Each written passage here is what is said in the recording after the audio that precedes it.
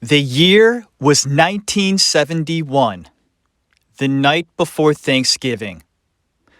A middle-aged man wearing sunglasses, wearing a suit and tie, walked into a Portland airport and bought a $20 ticket. It was a flight from Portland to Seattle.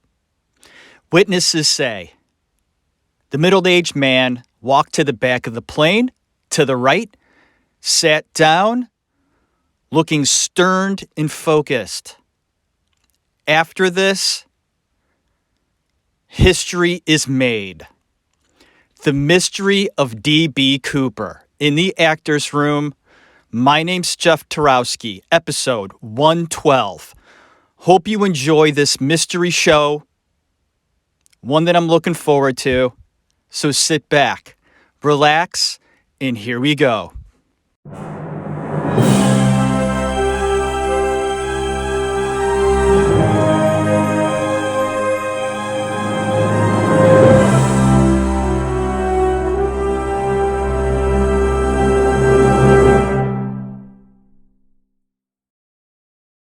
How could a person jump from an airplane with this stolen money tied around his waist and not know anything about him? Richard Tusaw says it may be 36 years old now, but there's no reason to give up on the mystery of D.B. Cooper. In fact, this 83-year-old Modesto lawyer and former FBI agent is so sure the mystery is solvable, he spent years researching it. That includes traveling to the Washington state side of the Columbia River to search for Cooper's remains. The plane Cooper hijacked flew over that spot in 1972. I get a kick out of it. It's a hobby. It's been an expensive hobby. Tusaw's work has been chronicled in many newspapers, and he estimates it's cost him $50,000 of his own money. But he calls himself a single man with no children and says he can afford it. So what does he think happened to Cooper? Well, he'll tell you, but he says it may not be what you want to hear. People do not want to believe that Cooper drowned. He's become a folk hero, and they want to think that he was very clever. He's having a ball in Mexico, using this money to enjoy himself. But this investigator believes Cooper's remains wound up in the sand along the banks of the Columbia River. He says the man's big gamble probably did not pay off.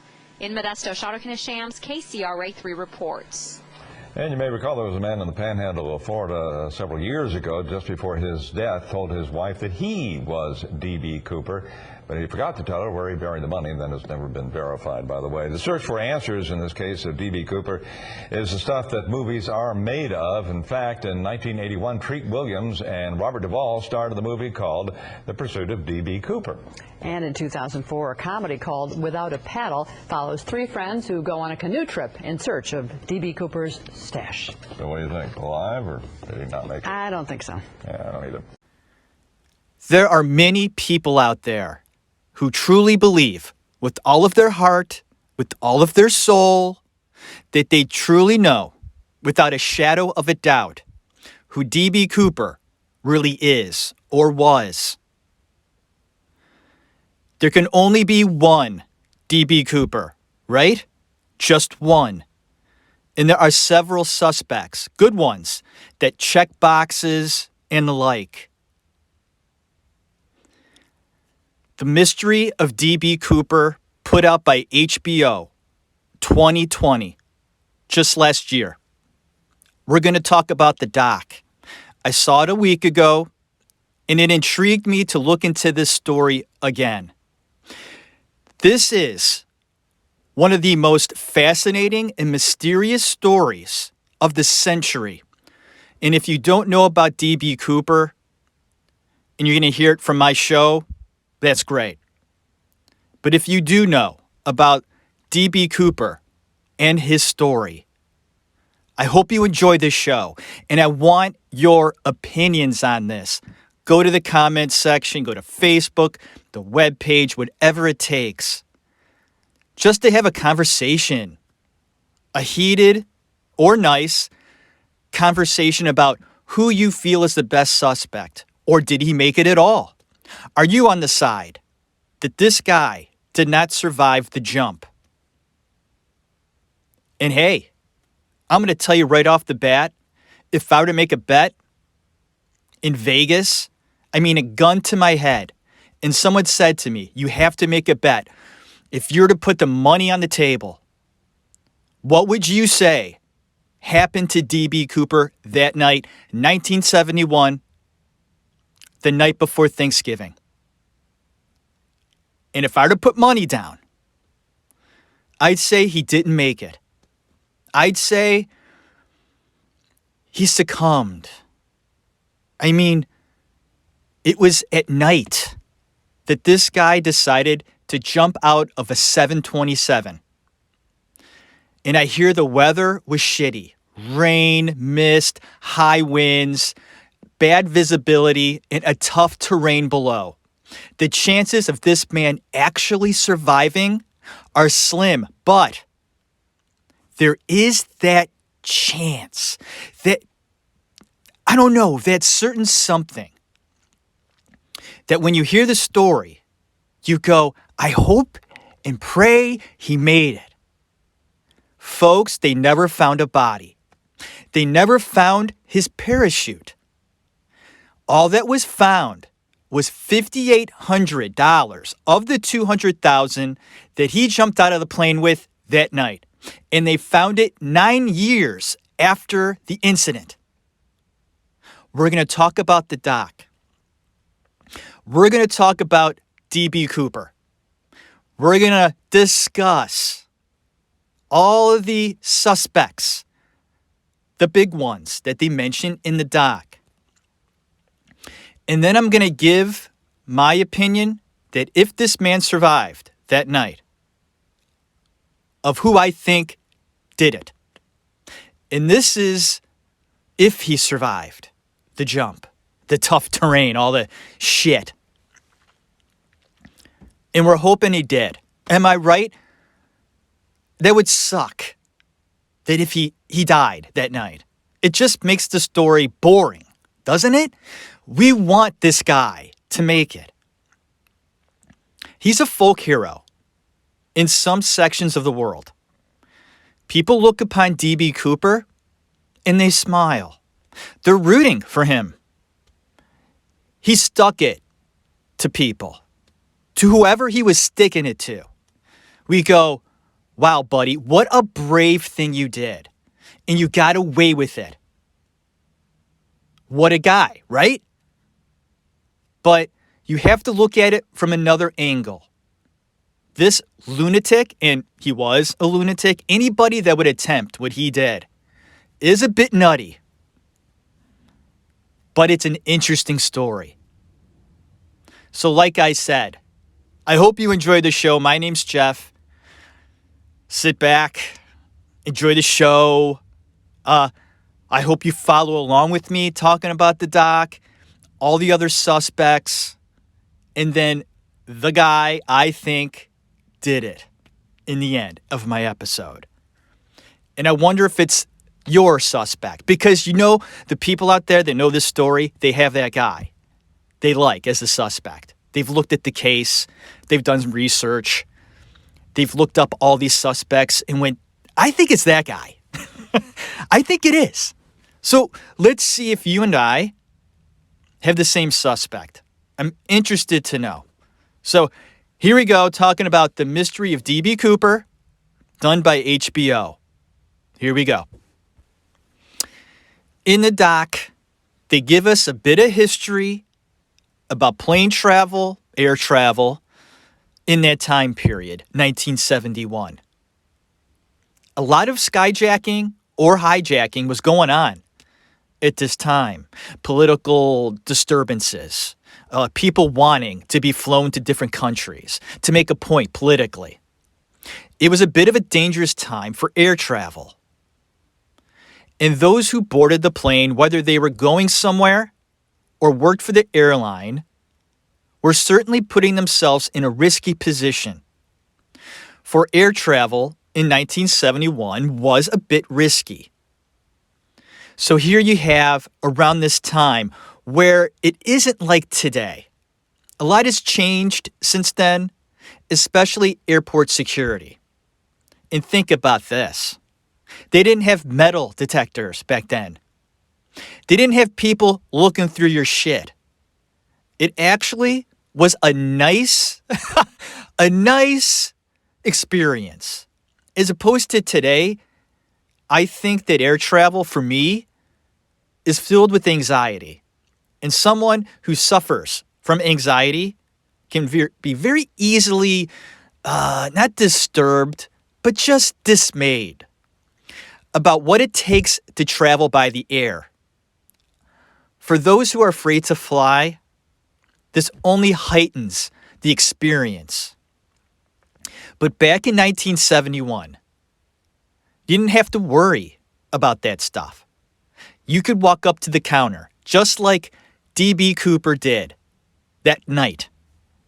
Buy a ticket with cash, walk through the airport, not having anybody ask you questions, go right up to the gate, give them your ticket, and get on the plane. I mean, I remember when I was a kid in the 80s, we would take family members to the airport, see them off. Goodbye, Dad. Good luck on your trip. Or your aunt and uncle take a vacation. You drive them to the airport. Back then, you can walk with them to the gate. Say goodbye to them, give them a kiss. You can see them get on the plane, leave the gate, go to that big window, and see them leave the runway. And it was cool. I mean, I remember that. It was kind of neat to go to the airport and see family members, just depart and go somewhere exotic. Or just go to somewhere like Buffalo. Can't do that now, huh? No, if you don't have a ticket, you see them off at the metal detector. I mean, can you even go to the metal detector? I don't know. I don't travel much. I travel by air once every 10 years. But back in 1971, hardly any security. You could actually smoke on the plane back then. And D.B. Cooper did. And by the way, D.B. Cooper, that's not the name he put down that night. The man that walked up to the desk to buy his ticket wrote the name Dan Cooper, not D.B. D.B. was actually a mistake done by the press in a newspaper talking about the situation. They put D.B. Cooper. It was never changed. They felt it was catchy.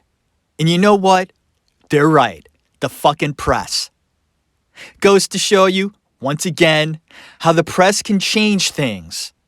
We all know it as D.B. Cooper, don't we? DB's catchy. I started my show talking about DB, not Dan. But the press could definitely change the narrative. I mean, they did in this case, didn't they? DB sounds a little more sexier than Dan. What we really should be talking about is the mystery of Dan Cooper, not DB. I like things like that. So Dan Cooper is the name he used. And we'll get to the end when I talk about who I think did it, on why he picked that name. And there's a reason why.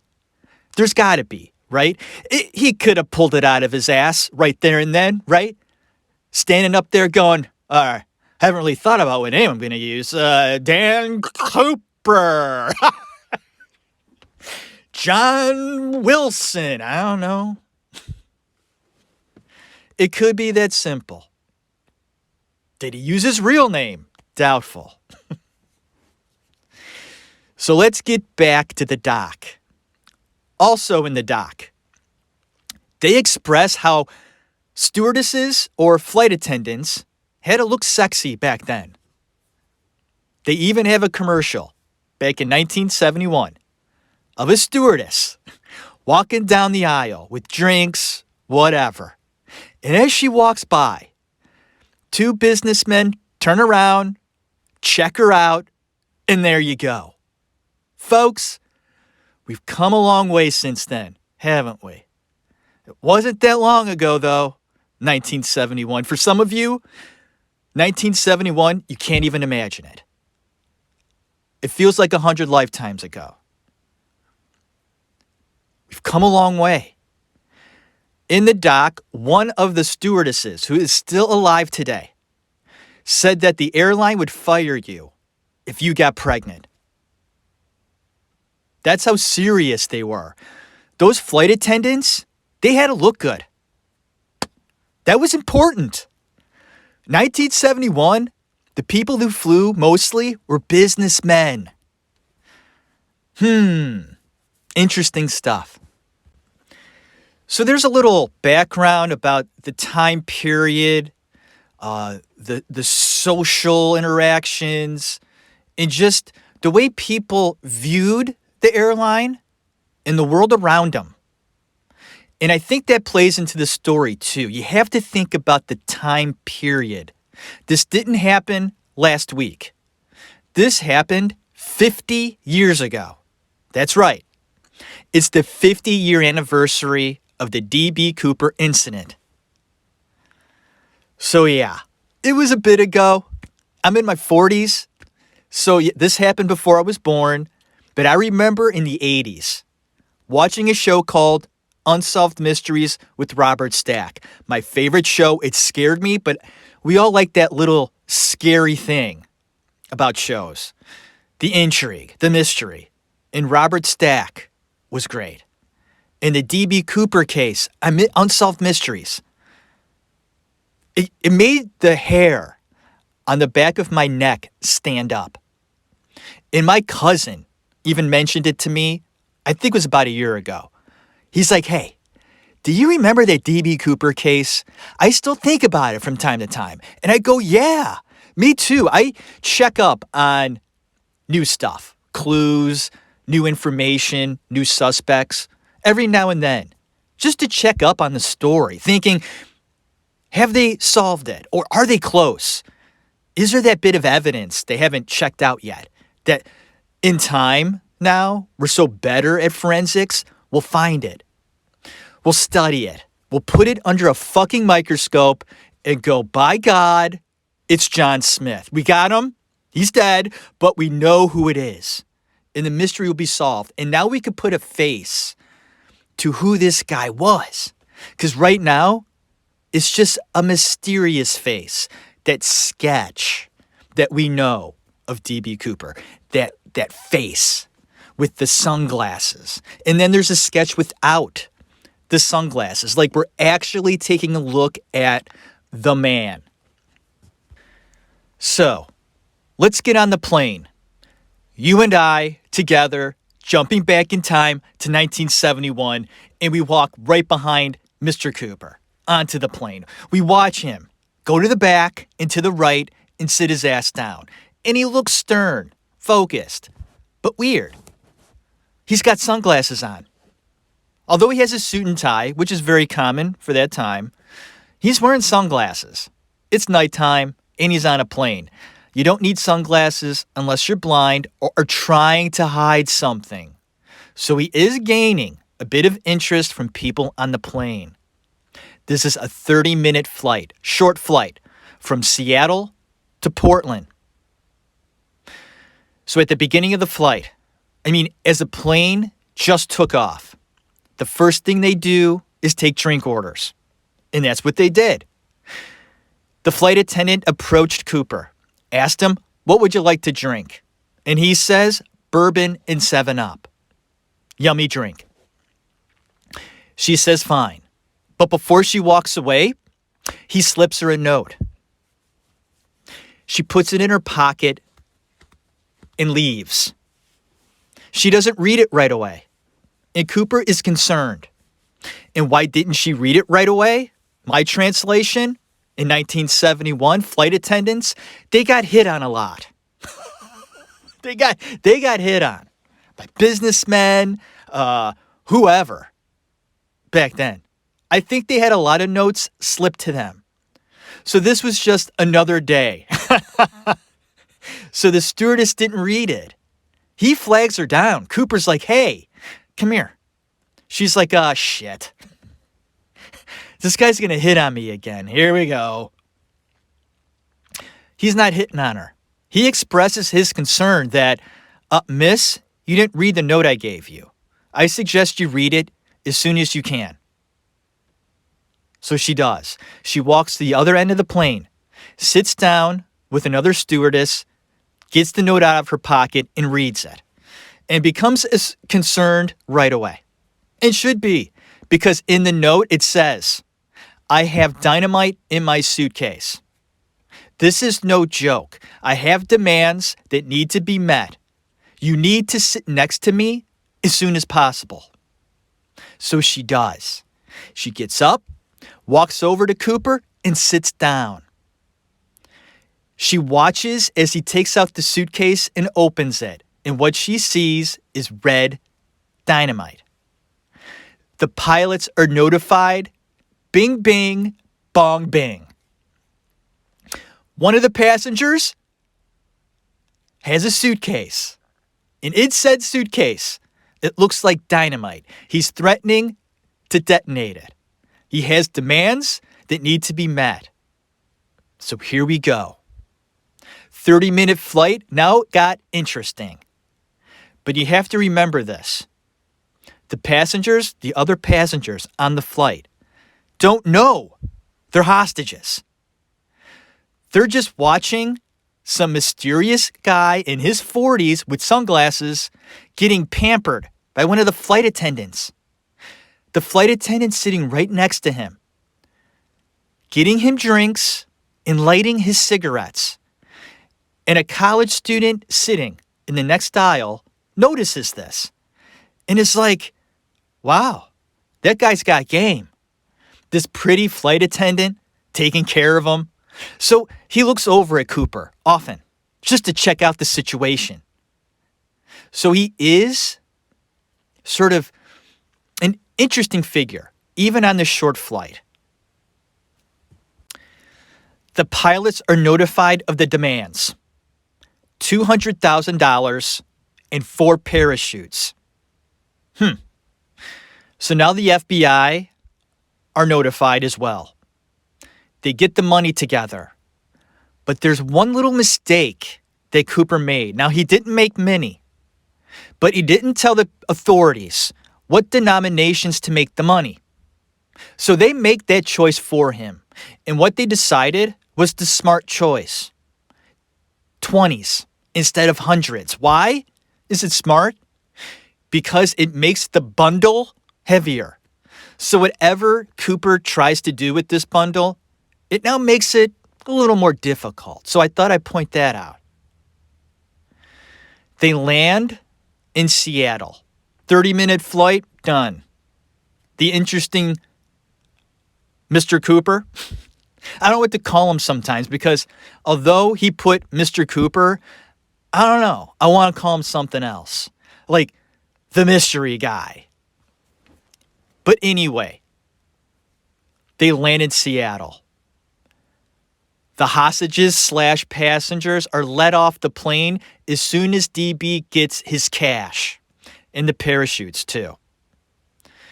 And they refuel the plane. So as they refuel the plane, the hostages are let off. The only odd thing in Seattle is that Cooper had the plane trawling onto the part of the runway that wasn't near the gate. So the passengers get off and have to walk. They didn't know they were hostages, but will soon. There's trouble refueling the plane, and the person or persons involved in the fueling process look up at the plane and see Mr. Cooper in his sunglasses looking down at them. And the guy remembers this in the dock. This guy's still alive and remembers that eerie look that Mr. Cooper gave him. And I don't know why that's so weird. It is. This guy remembers that. This little face in, those tiny little windows. I mean, how could they even see him? But hey, if they're fueling the plane, they're pretty close. And they see his face looking down at him going, hey, when is this plane going to be fueled up? So they fuel the plane finally. That hiccup resolved. Passengers off, so all that's on the plane now are the pilots, one stewardess, Tina Mucklow, and Mr. Cooper. Here we go. Let's go on a trip. Let's go somewhere, DB says. Now, the destination he gives the pilots is too far away, and the pilots tell him, "Sir, your destination is too far. We don't have enough fuel." So they give him other options. One of them is Reno. He likes that option. Reno it is. Let's go to Reno. So they have a destination. They're back in the air. And for a moment, you have to realize the situation. The passengers got off the plane, didn't know what was going on. It might have been a weird flight, but did they know their lives might be in danger? And now that they're off the plane and all that's left are a few people, and how heightened the anxiety was for the rest of the people on the plane now, because they all know what's going on and they don't know what's really going to happen. The 4 parachute request has the pilots concerned. They now think that this madman will have them jump out with him and then blow up the plane. And that's interesting because that is a possibility. And why did D.B. Cooper ask for 4 parachutes? And I think I know the answer. Because all 4 of them have to work. Because they don't know if he's going to take the hostages or not. What are the chances you put a dud in there and Cooper is the one that takes the dud? You can't risk it. All the parachutes have to work. 4. Is he going to take them all with him? Or is he just going to use one for himself? And I think that's a brilliant move by Cooper. Brilliant. You don't ask for just 1 or 2. I guess 2 would be okay. Give him a dud. But, if this guy knows what he's doing, and I think he does, okay, he's going to know what a parachute looks like and one that works correctly. I don't know. I'm not a parachuter, but that's what I think. The pilots and the stewardess, you got to think about what they're going through here.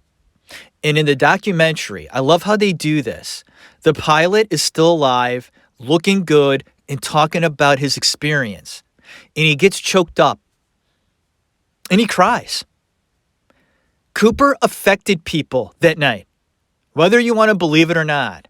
And how fascinating the story is, how cool it is, mysterious, looking it up and hoping this guy survived or got away with it. But that night, he scared the shit out of the pilots and the stewardess. Tina was scarred for life. When they finally got to the ground that night, after D.B. Cooper jumped, she believed he survived. And she also believed that he kept tabs on her, making sure she wouldn't say anything. Imagine that. And she believed it. That this guy was watching her. That's creepy. So as cool as this whole story is, I really do think it's important to acknowledge how he affected people that night. I mean, this was a crazy but brave stunt. And although he may not have had any intentions at all of hurting somebody that night, when you do a feat like this stunt, there's always that chance that someone could get hurt. It's always there. So as smart as you think this guy is, he's really taking chances. He shouldn't. When you have lives on the line, you are no longer smart. But nobody got hurt. Psychologically, they did. They did. But physically, they didn't. And I don't think that was never, ever his intention. What I find interesting is that the flight attendant that sat next to him, on their way to Reno, being confused and wondering, what is this guy all about? I mean, she even said she sort of measured him up to get a feel for who this guy was and why he was doing it. I mean, she looked him up and down, trying to figure him out, and even said a prayer for him. She said a prayer for herself. She said a prayer for the pilots. She then said a prayer for her family. And then she said a prayer for Cooper. And then asked him, why are you doing this? Do you have something against the airline? He looked at her and said, I don't have anything against the airline. I just have a grudge. And the stewardess was so taken aback by how calm he was. He was calm, confident. I mean, this guy, and I hate to say it, he had big balls. Big, huge cojones. And although he drank 3 or 4 bourbons and smoked about 8 cigarettes that night, he was pretty confident. He had a plan. He was checking the boxes. But the people around him didn't know what was going to happen. What is he going to do with that suitcase? Is it a real bomb? And if it is, oh my God, we could all die. I mean, who really knows what this maniac is going to do? A bomb is made for a reason, and that's to explode. The destination for Reno is set. Cooper now tells the pilots to go to 10,000 feet. So they do.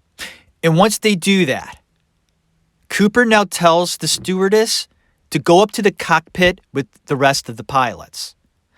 And she does. Closes the door, and Cooper is now by himself at the end of the plane. The pilots pray. Pray to God he doesn't detonate the bomb after he jumps, because they have a feeling he's going to jump out of the butt of the plane. The 727 plane at that time was the only plane that had this feature. At the back of the plane, a door could be lowered during the flight. So that's what Cooper tells them. Lower the door at the back of the plane as you get to 10,000 feet. And they do. Now, if Cooper succeeds in jumping off the plane, they pray he takes that suitcase with him. Notifications go off to the pilots that the cabin pressure is changing dramatically. Is this maniac going to jump? Oh yeah, he is. And he tries to. His first attempt doesn't work. They're going too fast.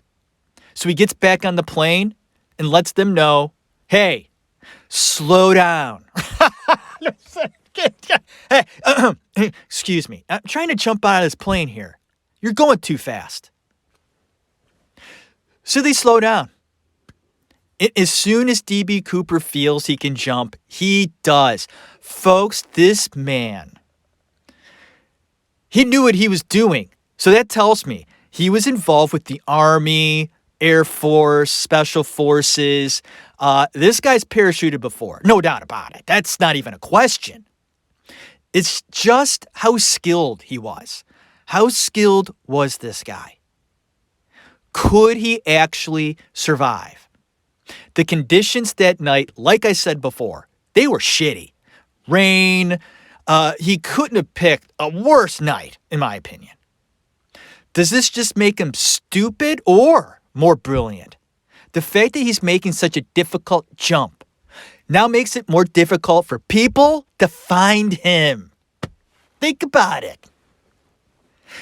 We kind of want this guy to survive, right? It makes the story more interesting. So we're going to get back to the doc and cover a few things.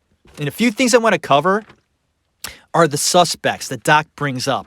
Now, the suspects they bring up are not all of them. They're just sort of maybe the favorites of the Doc. Now, they're good suspects, no doubt about it. And we're going to talk about a few of them. Here we go. The most ridiculous one, by far, is Barbara Dayton. And they're interviewing friends of hers. Now, they're older now, and their names are Pat and Ron. And their last name's Foreman. They believe Barbara Dayton was D.B. Cooper. Yes, that's right. I said Barbara. Barbara was once a man. And it said that Barbara was the very first person to get a sex change in Washington. So, there you go. And the reason I think it's silly is not because she turned into a woman. Although, that's just the way it was. Whatever. Robert looks nothing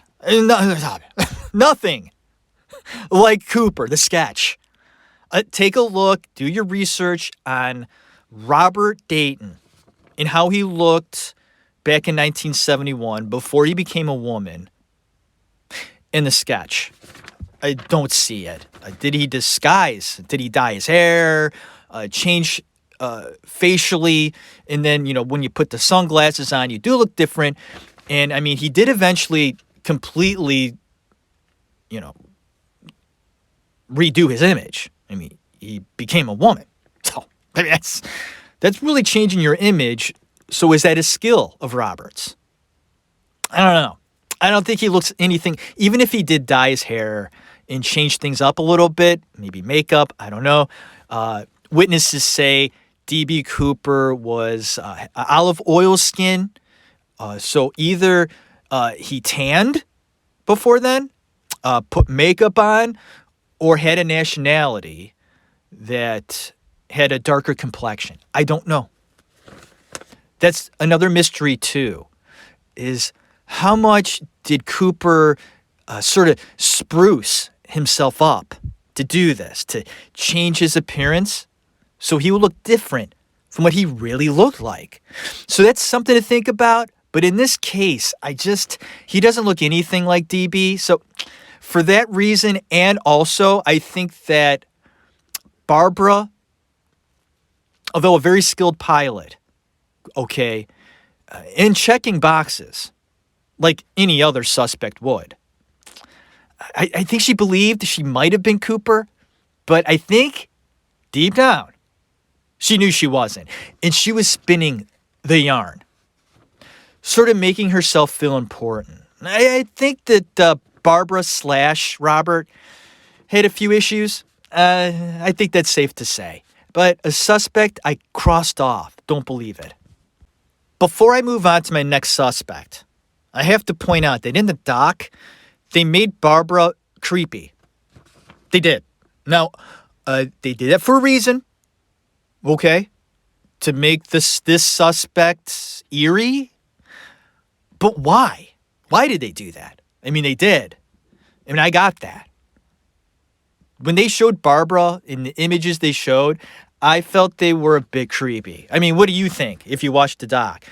And after you hear my show and you go and watch the doc, I'd like your opinion on that. I don't know why. And I thought that was interesting.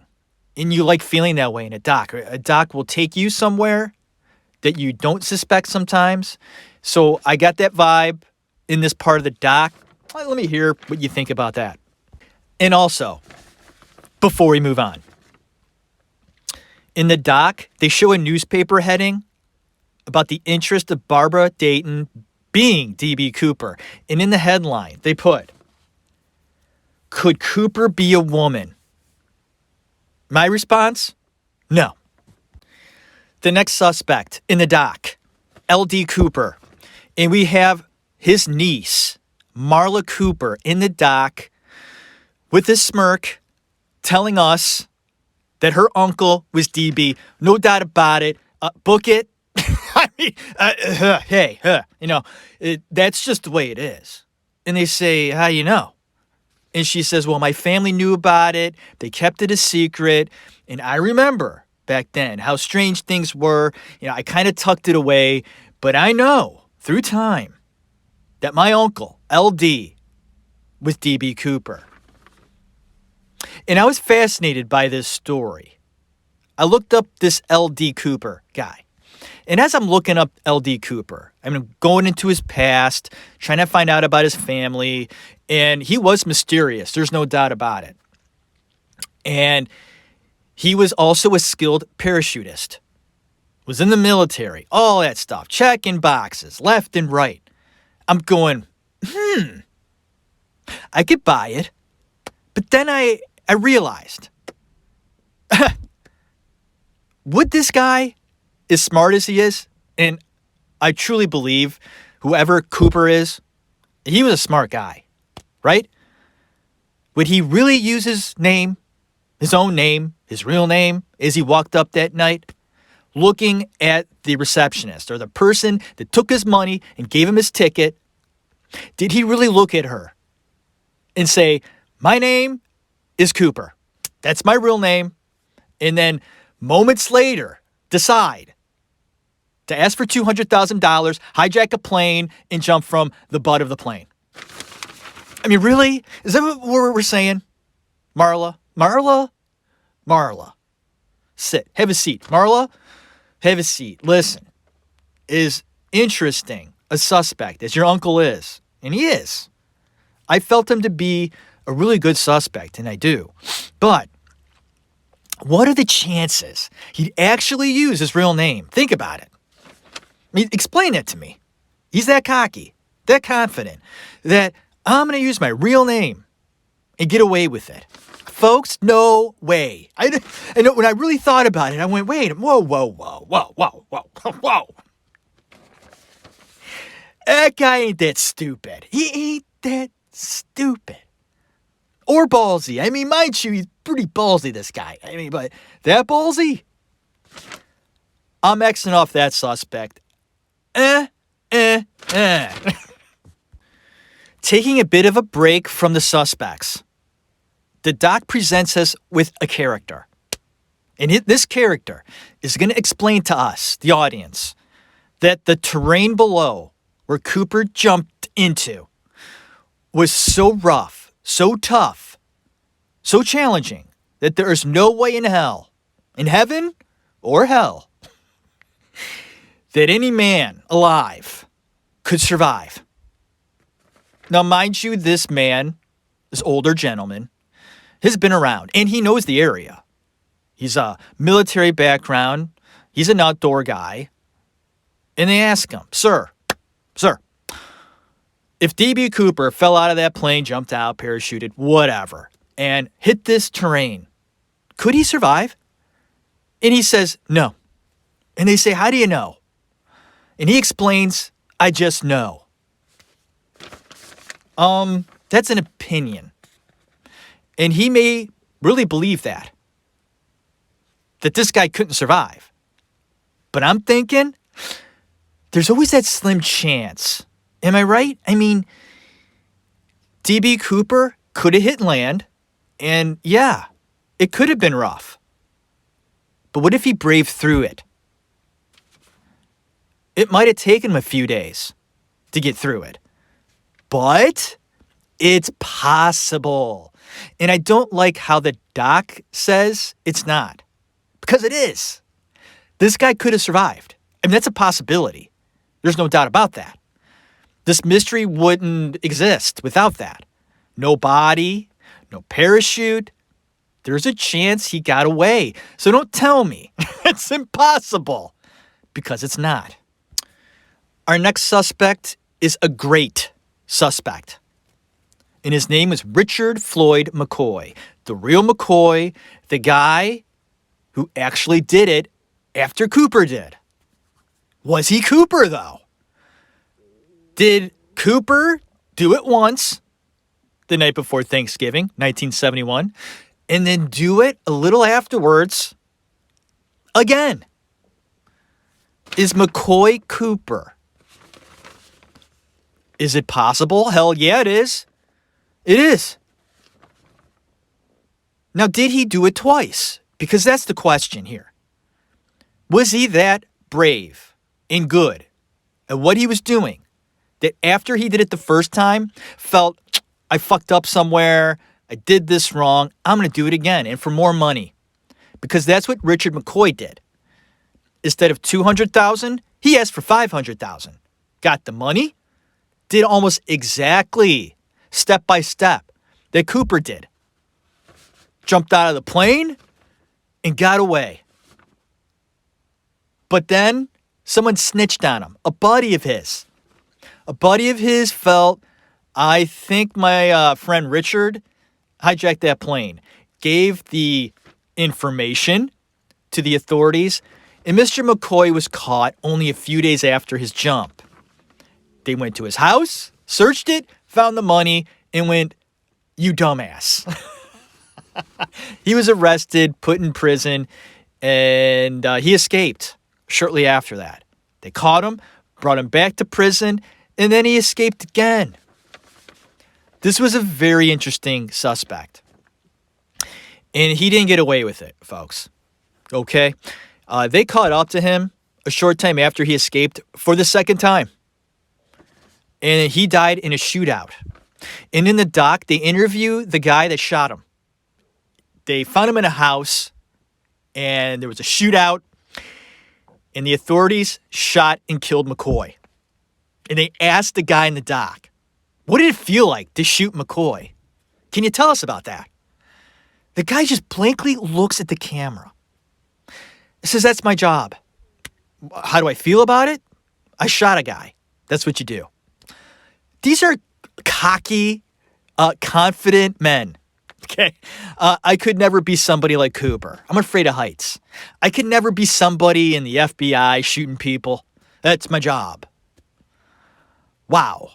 I love docs like this. And you get to see how people react to certain situations. For example, the pilot getting choked up. I always want to say waitress, but the flight attendants and how they felt about being on that plane with Cooper and how that affected them and how it still affects them today. Getting misty-eyed, getting that thing in your throat, and when you get upset, you're trying to hold back that cry. I mean, that's what Cooper did to them that night. And think about what McCoy did. On his jump, he scared the living fuck out of everybody on that plane that he hijacked.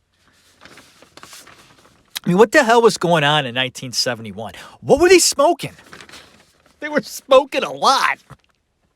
But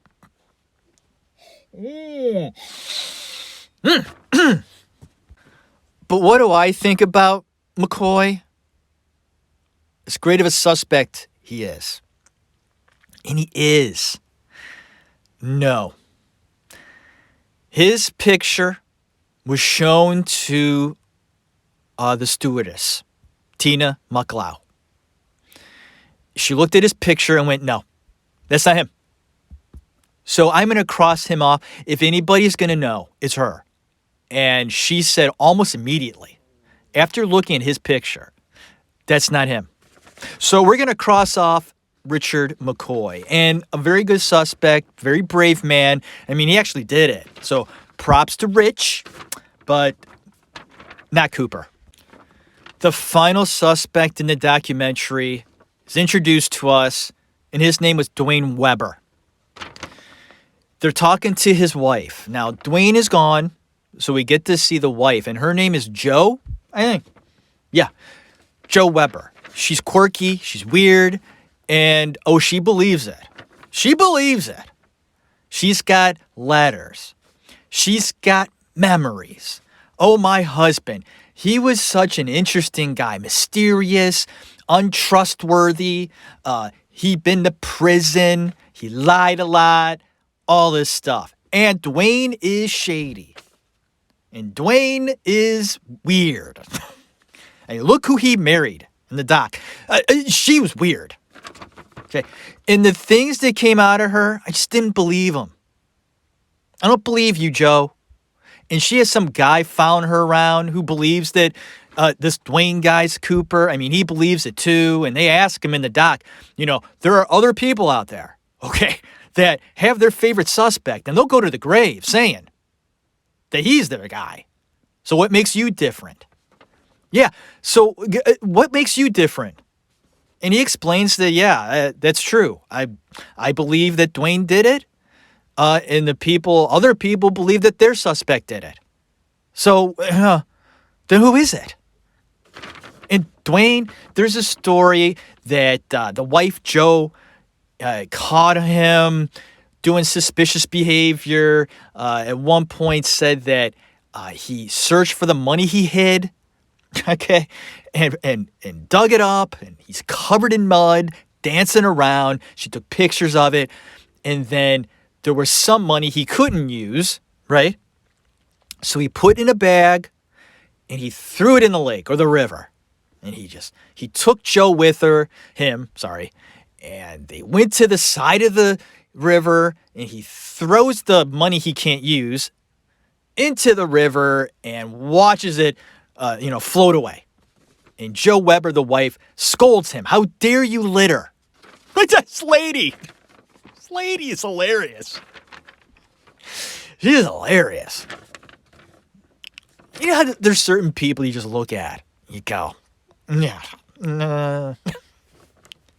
Well, Jo Weber in this doc is one of those people. I look at her and I go, no. And there are a lot of people that find Dwayne Weber to be a great suspect. And Jo Weber is not the only one, for sure. But no, I did research on all these guys. I did. I can't get into all the research I did.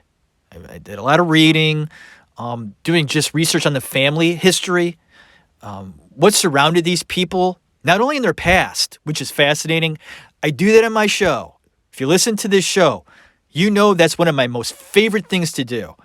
I look up their yearbooks. I look up, where they grew up as a kid. Were their parents together? How many brothers did they have and sisters? Where they went to school?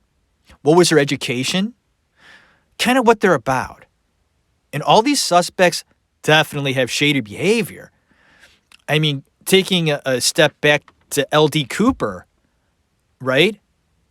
I mean, after the hijacking, he was hardly heard from again.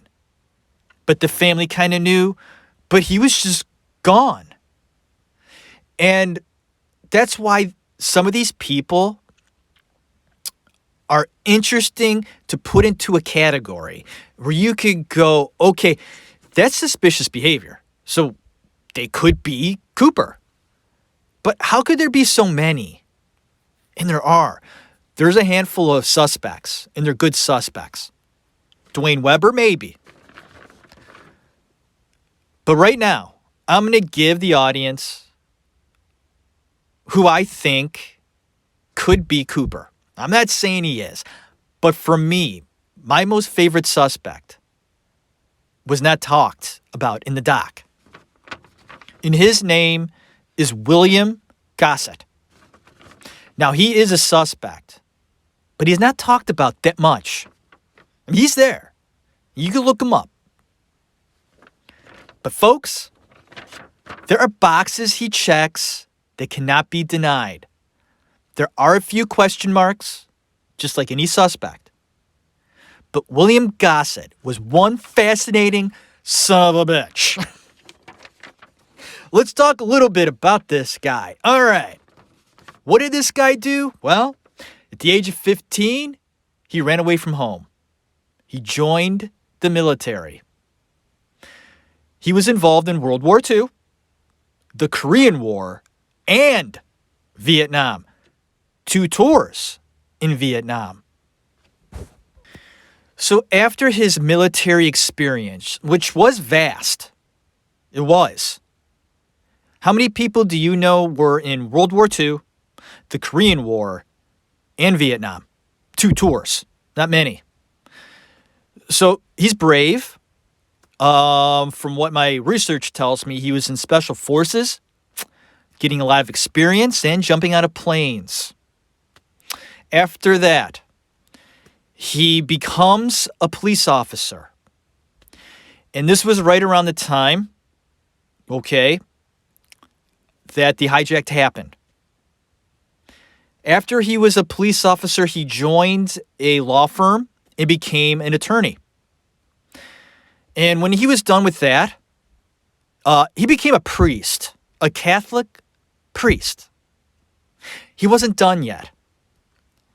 He also became a talk show host, a ghostbuster, and performed exorcisms. I'm not making this shit up. This guy had many interests and did crazy, weird things. Restless, but smart. Stupid people don't become police officers, attorneys, and priests. And then perform exorcisms? The hell was this guy doing? He was doing a lot of stuff. He was arrogant. And I heard an interview his son gave about 3 years ago on a talk show. His son's name is Greg. William Gossett had 4 sons, and one of them, Greg, gave an interview. And he explained what made his dad tick. And what did make William tick? Well, he set aside his sons one by one at different periods of time. And from what I gather, William took his sons aside when they turned 21, each of them. And Greg says, on my 21st birthday, my dad took me into his office, sat me down. Greg, I have to tell you something. Have you heard of D.B. Cooper? Greg says, I think so. Didn't he rob a bank? And William says, kinda. And then he explained exactly what was going on. And afterwards, Greg said he opened a file cabinet filled with D.B. Cooper stuff, information, papers, pictures. And one of them was the sketch. William got the sketch out, showed his son, said, does that look like anybody to you? And the son said, yeah, a little bit. Kind of looks like you. He's like, Dad, wait a minute. Whoa. Are you telling me you're D.B. Cooper? That's bullshit. William looked at him and said, all right, fine. I'm not D.B. Cooper. And then Greg's like, wait a minute. Are you telling me you're D.B. Cooper? Because if you are, that's crazy. Dad, come on. And William said, if you believe it, but don't tell anybody. I had to tell you. I had to tell somebody. And it's your 21st birthday, and I think you had a right to know. What I gather from this encounter is that William was that guy. And I'm not saying he straight up lied a lot, but he embellished stories. He wanted to be that person, boasting, saying all the things he did. Whether or not he was insecure doesn't matter. He was a boaster. And it was driving him nuts. If he was D.B. Cooper, that he couldn't tell anybody. So he told his sons and made them promise not even to tell their mother. Don't even tell your mom, he said. Take it to the grave, son. But you and I know. It's just between us, right? So Greg tucked it away. And maybe didn't realize just how important this story was because he really didn't know every detail. So it was years later, after his dad passed, Greg was listening to a radio station and they had a guest talking about D.B. Cooper. And all the memories came back. Oh my God, they're talking about D.B. Cooper, my dad's story. Is my dad really Cooper? I mean, do I believe this? And the person on the radio said, if you have any information out there, those who listen to the show, contact me. We'll talk. Give me a call. So Greg did. He figured my dad's dead. I wonder if there's anything to this. I'm interested.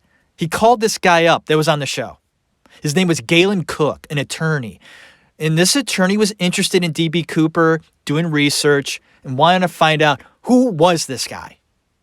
So when Greg called and gave information, this attorney was like, hey, I get 19 calls a day. I get phone calls all the time. I'm not taking you seriously. Sorry. And Greg's like, that's fine. I understand. If I could do anything for you, I'd like to send you a picture of my dad in 1970. Can I do that? So Galen said, sure, fine. So he did. When Galen received the picture, he changed his tune. And I mean, he changed it right away. He now chewed the son's ear off, Greg, with phone calls, meetings, lunches, dinners, whatever, trying to get every bit of information out of Greg about his dad, that there was this chance that the D.B. Cooper mystery could be solved. So Greg did. He talked to Galen, gave him all the information, and was intrigued with the notion that my dad could actually be Cooper. I mean, is it true? The attorney quit his practice and dedicated his time to proving that William Gossett is Cooper. Now, I mean, this isn't a newsflash. And like I explained before, there are many people that have their suspect. He's the guy. I can prove it, or I know it inside. Well, Galen Cook and William's son Greg feel that they're on to something.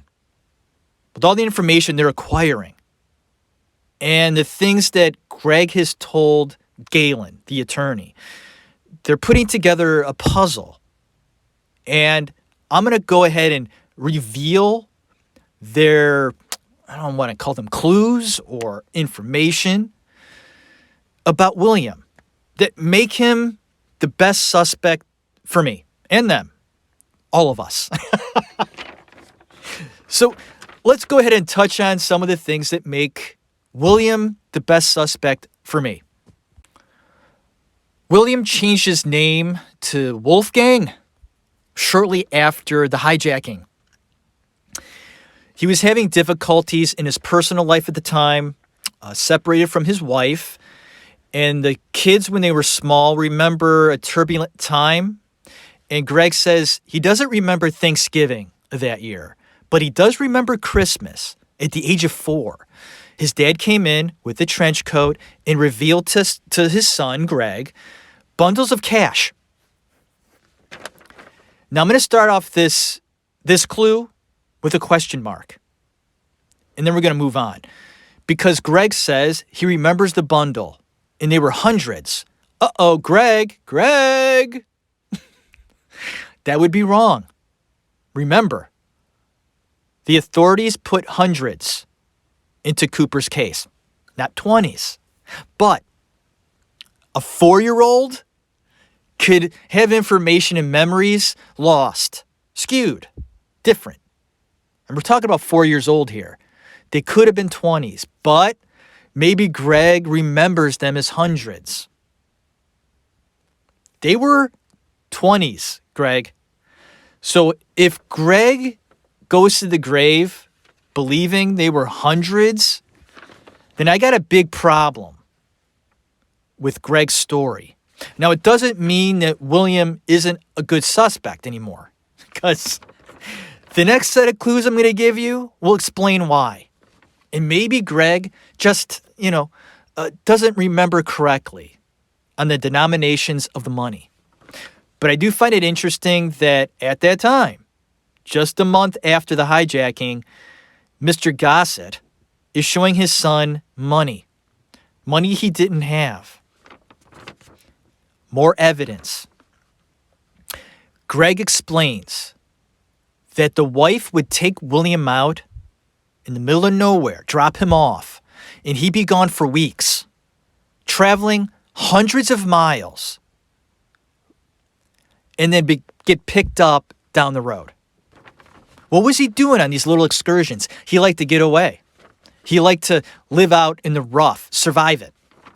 So it goes to show you, if he was Cooper, he could have maybe survived the rough terrain. The son, Greg, also explains that he had a bit of DNA evidence from his dad he gave the FBI to do research on things that were found in the plane. It is said that the cup that D.B. Cooper used on the plane to drink his bourbon was sort of lost in the other cups on the plane. So they really can't use that evidence, or could they? There's also a mystery on whether the cigarette butts were retrieved and studied. Now, this is only known by the FBI. But what bit of evidence does the FBI have where they can study it against other suspects? And Greg said, he asked him, well, what did you find out about my dad's DNA? Did you find any of it in your evidence? And the answer they gave Greg was very suspicious. They said it might be a coincidence. We can't say for sure. That your dad probably used something on that plane that was found on another flight. That sets off freaking alarm bells for me. And a little creepy. Is there a link between William Gossett and his DNA to something on that plane that D.B. Cooper was on? And if that's true, I mean, wow. Wow. That's big. If that's true. Now, this is coming from Greg, and, we take that with a grain of salt. Did that really happen? Can that be proven? I don't know. Another fascinating story that involves the FBI/CIA is that William would do special assignments for the government. And one of them involves the Maharishi, the cult that he was involved in back in the day. And if you watch the documentary called Wild Wild Country, it's all about that. How this Maharishi had a cult and it was all messed up, and they had compounds in America. Well, the story is that one of the cult members had family in the FBI, and the family's all concerned. Like, God, we got to get her out of this cult, got to get her out.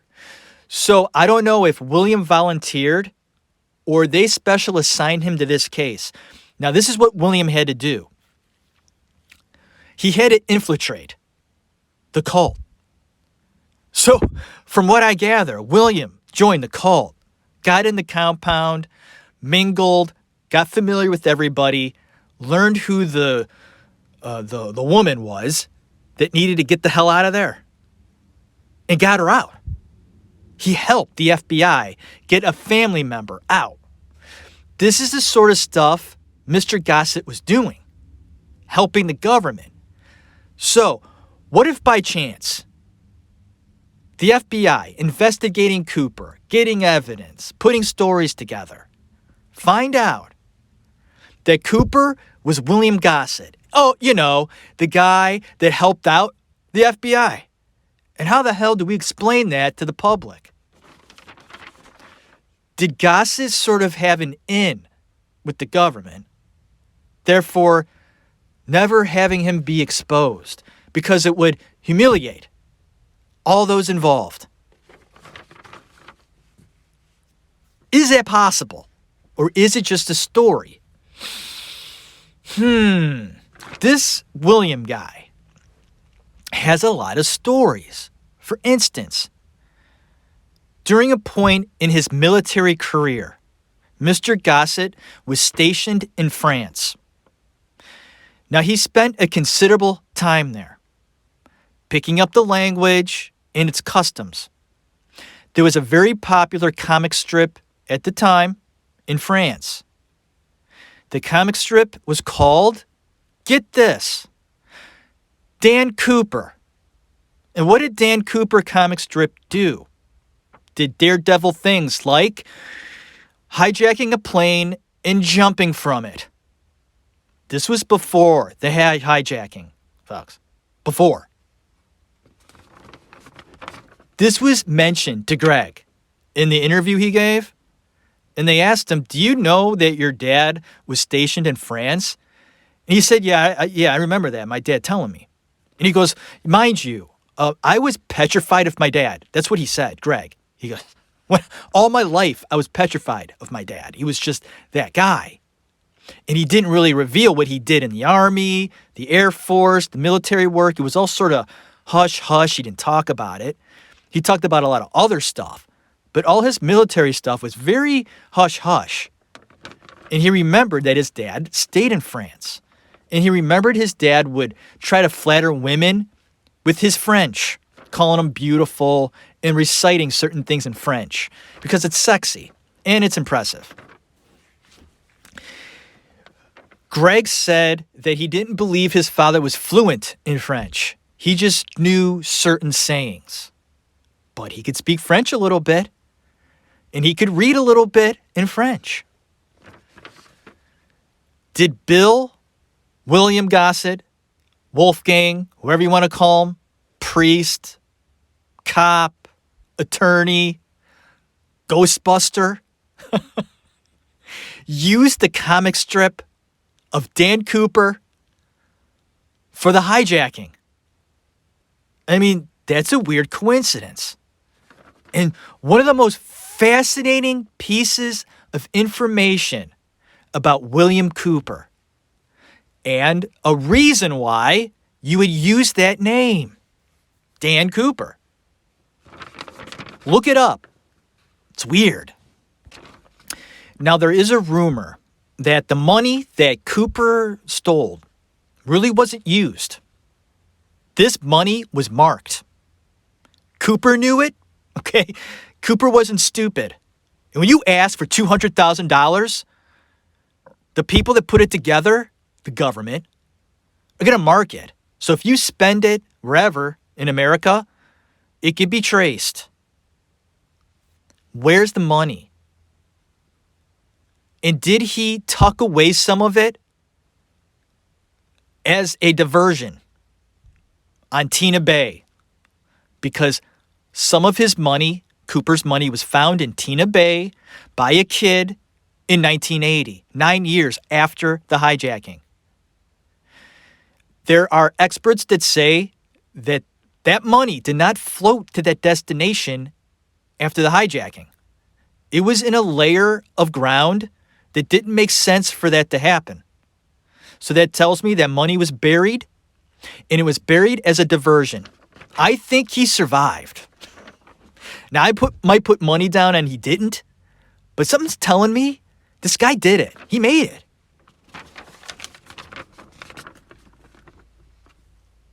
So where's the money? Rumor has it, it's somewhere in Canada. This money, the D.B. Cooper money, marked money, about what, $190,000, around there. William Gossett took his son out to Canada, while he was alive, of course, on a trip, sort of a bonding thing with his son.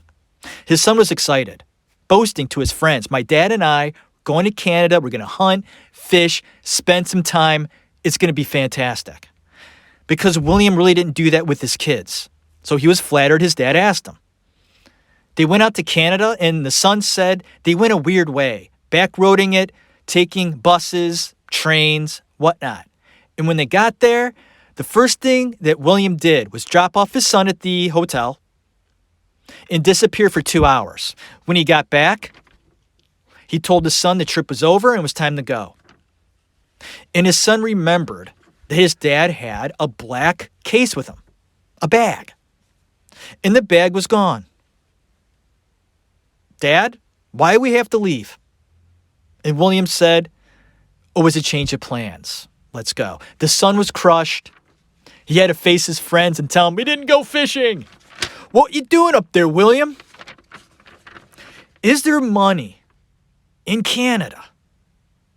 And I've been back and forth with someone that has written about this case and has done research on Gossett.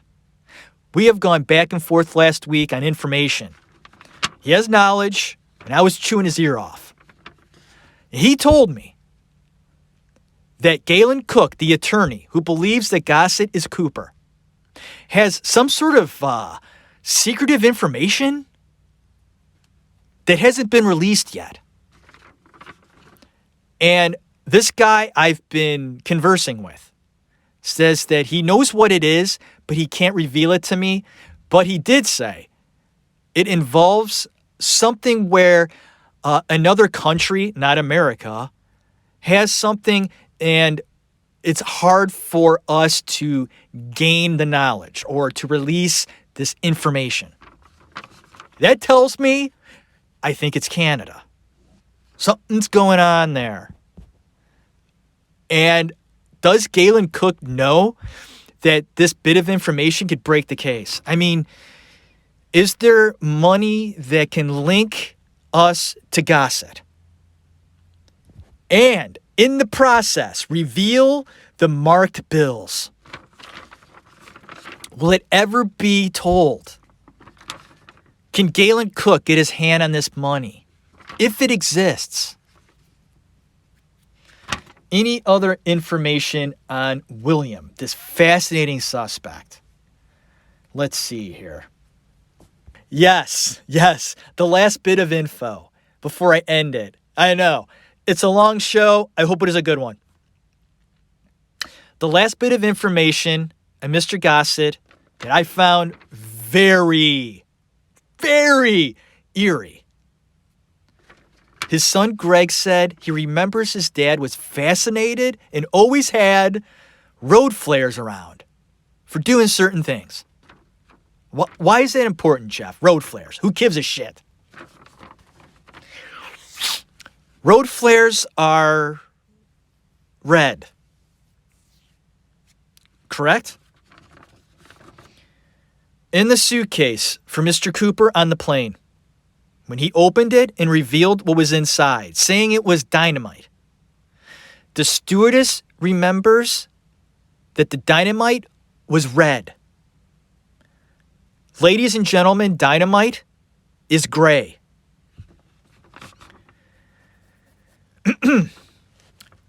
Is it possible William Gossett put road flares in his suitcase, not dynamite? Road flares look like dynamite, but they're not. They're red. And you look at all those cartoons when we were kids, right? Dynamite was always red. Wile E. Coyote, Bugs Bunny, and all of them, their dynamite was red. They lit it, exploded, red. Dynamite, real dynamite, is gray. Stewardess didn't know that. And is that a little bit of information that people just don't think about? That went over some of the heads of the people involved, authorities or whatnot. Or do they know? Do the authorities and FBI know that William Gossett was D.B. Cooper? And they will never reveal it because it just would be too embarrassing, or there'd be information released they don't want out. Folks, this is one of the most fascinating documentaries / mysteries I've ever read up on.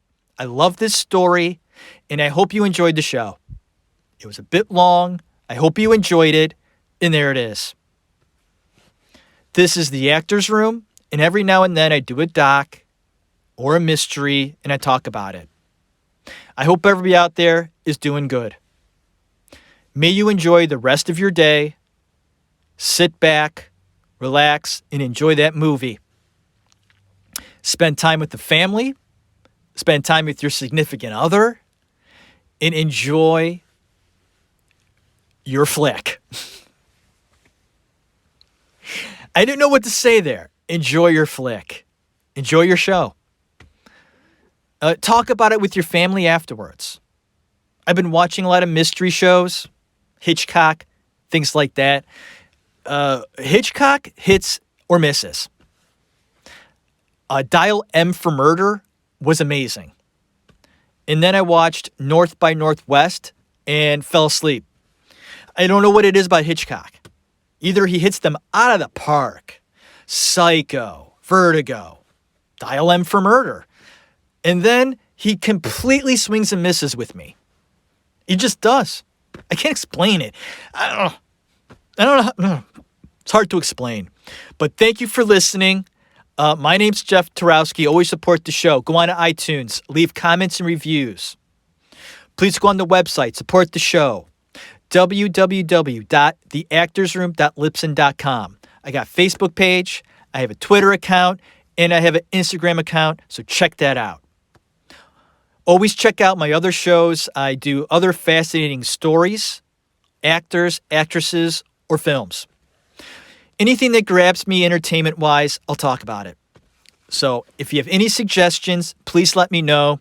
And I'm not going to guarantee I do them. I'll look into them. And if I feel I can put a good story to it, I'll do it. So please give me that. And that's it. May God bless you. Have a good one.